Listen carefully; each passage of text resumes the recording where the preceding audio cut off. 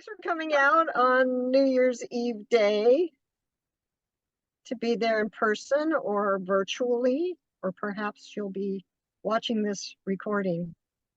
Just want to appreciate that you're taking the time out of this wonderful life to join us. I can't believe it's the end of 2023 already. It just seems like it flew by. So much was happening. And we get to embark on a whole new journey of our awakening process this coming year. And I know that as we look over the past year, I'm wondering what resolutions you might be thinking of for 2024. I know a lot of us take time out at the end of the year to actually contemplate what happened in the past year and think about, the things that we want to possibly change or incorporate into our life that can make our life better in 2024 or the whole world better in 2024. And I know that I haven't always taken time out at the end of the year to contemplate. For me, it's more about continual contemplation throughout the year. So I really can't remember the last time I made a New Year's resolution per se. It's more of a, I don't know, lifetime resolution for spiritual evolution, ascension, consciousness, evolving. So I was thinking about this past year and I realized that, I've had some regrets and which is unusual for me. I don't usually have, but I was having some regrets about some things that the way I went about things when my father passed. And so I've had the opportunity to practice self-compassion and remember that grief can make it very difficult to think clearly. And so I just am reminding myself that I've done the best I can and just to practice letting go of any self-condemnation. So today, when I read the talk title, I thought it read A Wholeness Revolution, which you may have seen on a slide. But actually, the talk title is A Wholeness Resolution. And since there are no mistakes, I thought, well, how about we start a wholeness revolution by choosing to make a wholeness resolution? So where do we begin? First, we need to start from where we are. We need to clear the slate, so to speak, and make peace with everything that occurred in our life in 2023, beyond. And that's where I was thinking about those regrets I've had and the opportunity to practice self-compassion. And so I don't know about you, but for me, I can feel grateful for new thresholds I've crossed this past year. I mean, I got to become the bridge minister of the Sierra Center for Spiritual Living. That's a huge threshold. It's brought me so much joy and learning opportunities, and it continues to do so. And we all are on our own spiritual path of waking up to our spiritual magnificence. So whatever your path looks like, it is just what you need in every moment. I know that to be true. And so we can remember the advice, and I keep bringing this person up because I just think it's so appropriate, of the Zen monk Sono, to say to ourselves, I am thankful for everything. I have no complaint whatsoever. Mm-hmm. So what could a wholeness revolution look like? Well, it could look like a grand uprising. We can rise up and embrace and embody our wholeness. We can learn to love ourselves completely because we know that we are the divine in form. I am the divine as me. Let's say that together. I am the divine as me. One more time. I am the divine as me. So it is.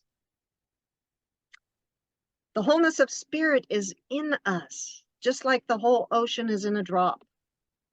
The same power, intelligence, and love that created the universe has created us, and it created us out of itself.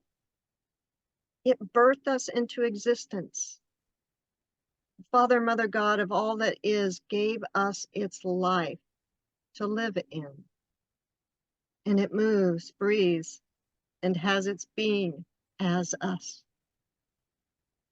We are holy beings here on earth, and we bless each other and the earth with our presence, just as the earth and all of life blesses us. I'm seeing my virtual background, and it reminds me a few days ago, I live captured a couple of mice. And so I drove up the mountain to release the mice. And as I was coming back, I stopped and took the photo that you're seeing as my virtual background. And so this is a hill behind where I live. And I don't know if you can tell by the quality, but there is a town down there. And I live in the rural area. And that's the sea, which is now called the Gulf of California. And so I was just recognizing how the whole earth blesses me, my environment. I love the mice, and I'm so grateful I didn't have to kill them. It was a delight to take them to the mountain and let them go. And I have another one to let go today. I'd love to just have them as pets, but I don't think I have a aquarium big enough or something. So in today's Science of Mind magazine, the quote from Ernest Holmes is, "It is not our spirit that needs to be made whole. It is our mental reactions to life that need healing. These mental reactions are both conscious and subjective. So perhaps a resolution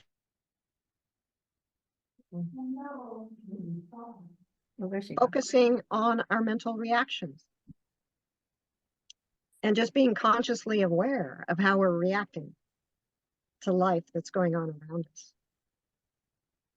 We are one with the infinite, and so we are infinite and eternal. We are here on purpose and for a divine purpose at that. What is your purpose? Has it changed over the years? What are you feeling called to be, do, and have this upcoming year? What sparks of exciting ideas have been coming to you that you may have pushed aside thinking you aren't capable or worthy of living a life that you are dreaming of? Or perhaps you felt disappointment in the past because you didn't get the things you had hoped for in life.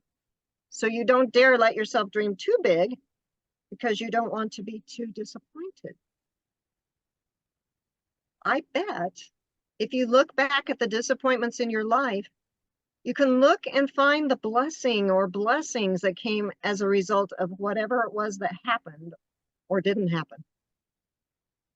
And if you're willing to take the time to see those blessings and reframe the sad story that you've been telling yourself, you will be able to see that perhaps it has all been part of a divine plan.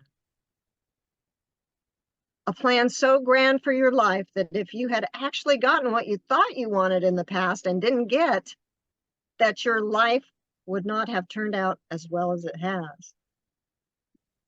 Maybe looking back from where you are now, you've even heard yourself say, "Phew, I'm glad that didn't happen."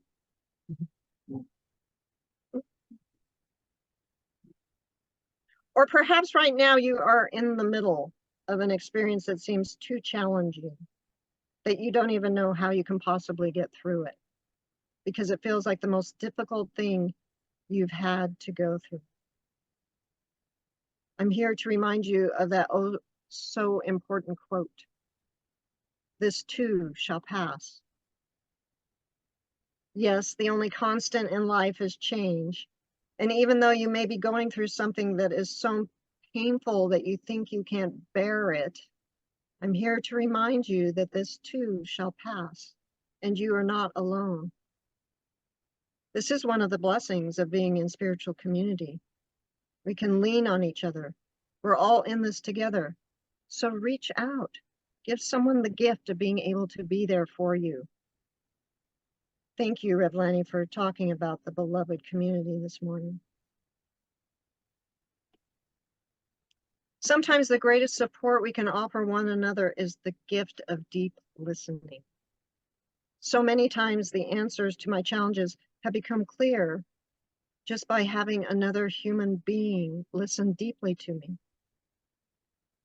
This sacred listening allows the intelligence within me to rise above the story, up to the surface, and make the answer known to me as I am speaking and being deeply listened to. We all have that inner intelligence within us that has all the answers. All the solutions have already been given us. So come and lay your burden down, O ye that are weary and laden with sadness, and I will hear you, and I will see you as the divine being that you are. And as I do, you will see your own reflection in my eyes and recognize your divinity and know this is the truth of who you are. And this is the truth that will set you free, free from the world's woes, for you will know that you are one with the one, and all will be okay, and all is okay. Even if we are dying in the flesh as we all seem to be, there is that eternal spirit at the center and core of us that will live on, and we will continue on our journey to the next plane of existence, which I understand from those who have died and have come back. It is so wonderful that they don't even want to return to this earthly plane.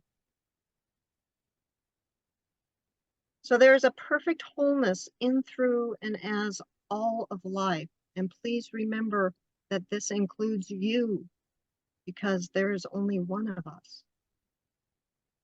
You truly are whole, perfect, and complete, just as you are, with all your seeming imperfections. And now I'm going to invite us to go within for a healing journey. So if you feel comfortable, get settled in your chair, and I invite you to close your eyes. And just take some time to think of those things that you may be experiencing, like I was, self-condemnation or regret of the past. And we'll just take a moment and think of it. Think of as many of them as you possibly can.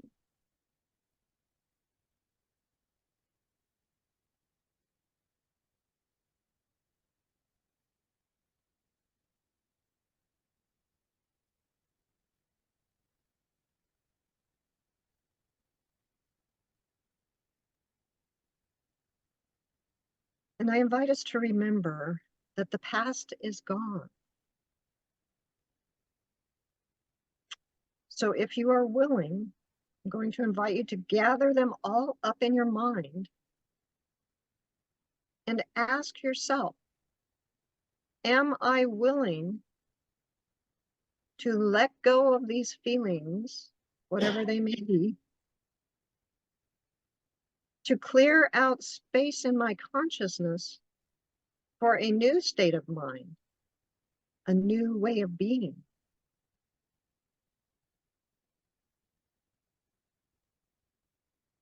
And if the answer is yes, and you are willing,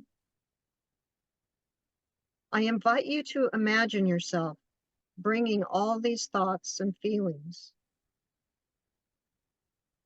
to the altar of your heart,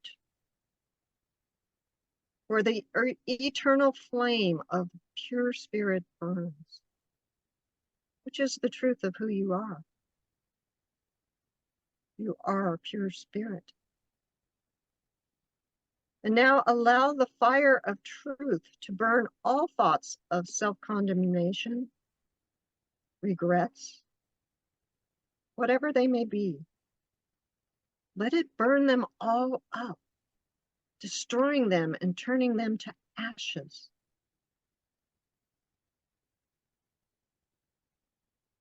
And in your mind's eye, imagine seeing the ashes and realizing those harmful thoughts that you were willing to let go of are now gone into the nothingness from whence they came. And as you notice this, there is a sense of relief, release, perhaps appreciation for yourself, for giving yourself permission to let them go. Perhaps now you somehow feel lighter after having laid these burdens of your mind down. You have loosed the bonds that have held your mind captive. And now you see yourself turning and walking away from the ashes, leaving the past behind.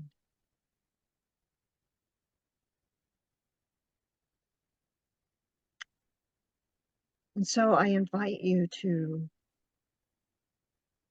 begin to bring your awareness back into your body, maybe wiggle your toes and your fingers.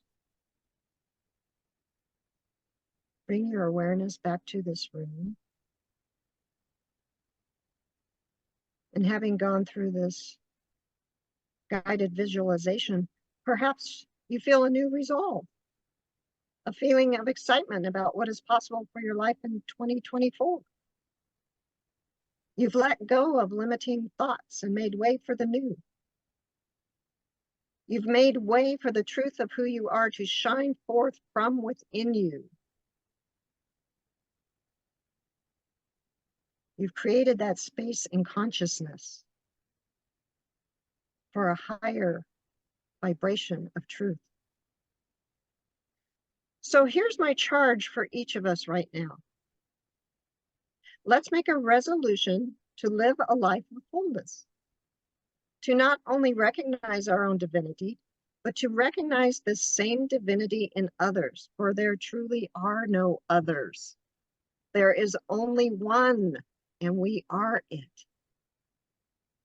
So let's go forth into this new year, taking our rightful place on earth, being the light that we came here to be, a divine spark of spirit, standing in the truth of who we are, lighting up the world like only we can, and thereby lifting us all up into a consciousness of oneness and love.